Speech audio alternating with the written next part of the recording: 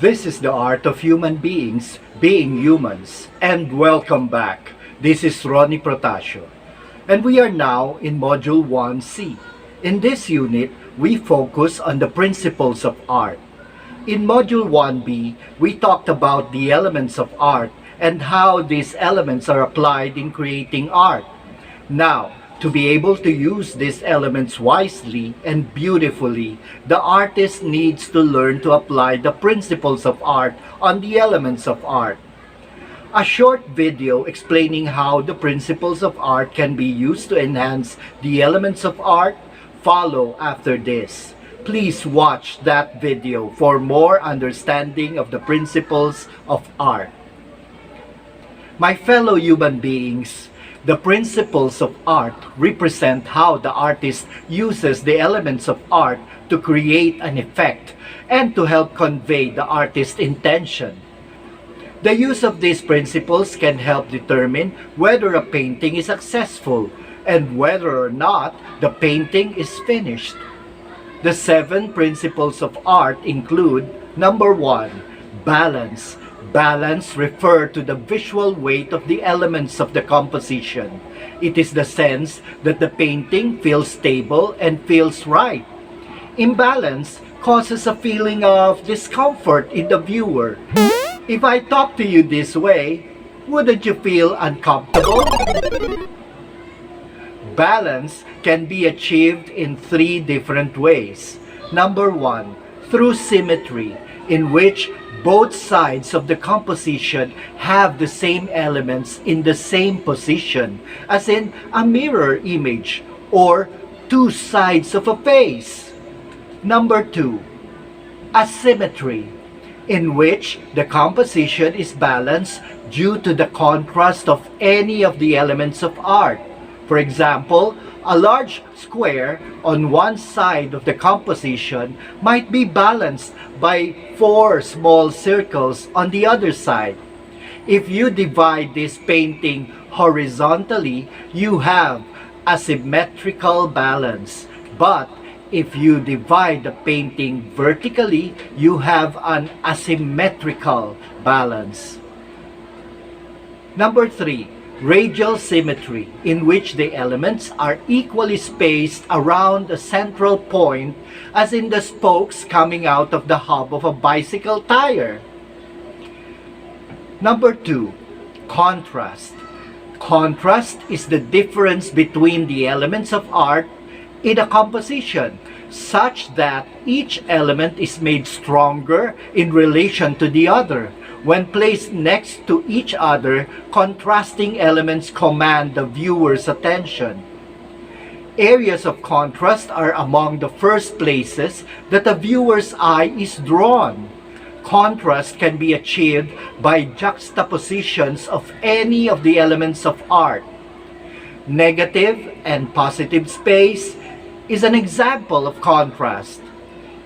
Complementary colors placed side by side is an example of contrast. Number 3, emphasis. Emphasis is when the artist creates an area of composition that is visually dominant and commands the viewer's attention. This is often achieved by contrast. Number 4, movement. Movement is the result of using the elements of art such that they move the viewer's eye around and within the image. A sense of movement can be created by a diagonal or curvy lines, either real or implied, by edges, by illusion of space, by repetition, or by energetic mark making. Number 5, pattern. Pattern is the uniform repetition of any of the elements of art or any combination thereof. Anything can be turned into a pattern through repetition. Some classic patterns are spirals, grids, and weaves. Number 6, rhythm. Rhythm is created by movement implied through the repetition of the elements of art in a non-uniform but organized way. It is related to rhythm in music. Unlike pattern, which demands consistency, rhythm relies on variety. Number 7, unity and variety.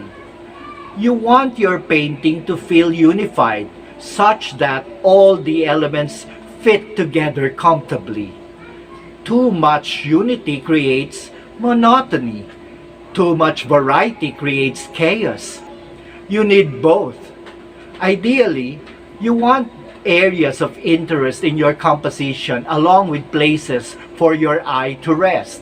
So, fellow human beings, the principle of art helps the artist to organize the elements of art in his work.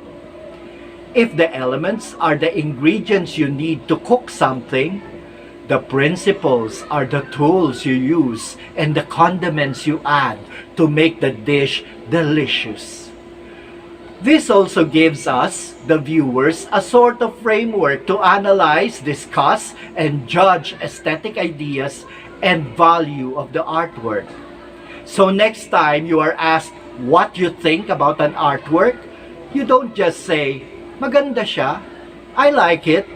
Because of the elements of art and the principles of art, you can already explain what makes the artwork beautiful, or what is it you really like in the artwork. Let's practice. Take a look at this painting. How did the artist use the different principles of design in relation to the elements of art in this painting? Do you think the artist succeeded in expressing the message? What do you think the painting is about? What title would you give this painting?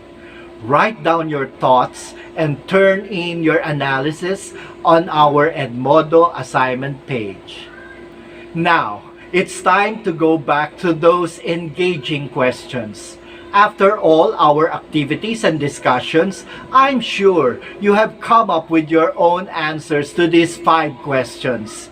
This is the time to write down your answers to the questions and turn in to our Edmodo assignment page. Remember, no Googling. Your answers must be in your own words and about what you learned in the entire Module 1 instructional videos. You can also take the quiz in Module 1 when you have turned in everything. This ends Module 1. If you find this video useful, please like, subscribe to my YouTube channel, The Art of Human Beings Being Humans, and hit that bell button for more videos. And remember, being humans, we become human beings through the arts. Mabuhay!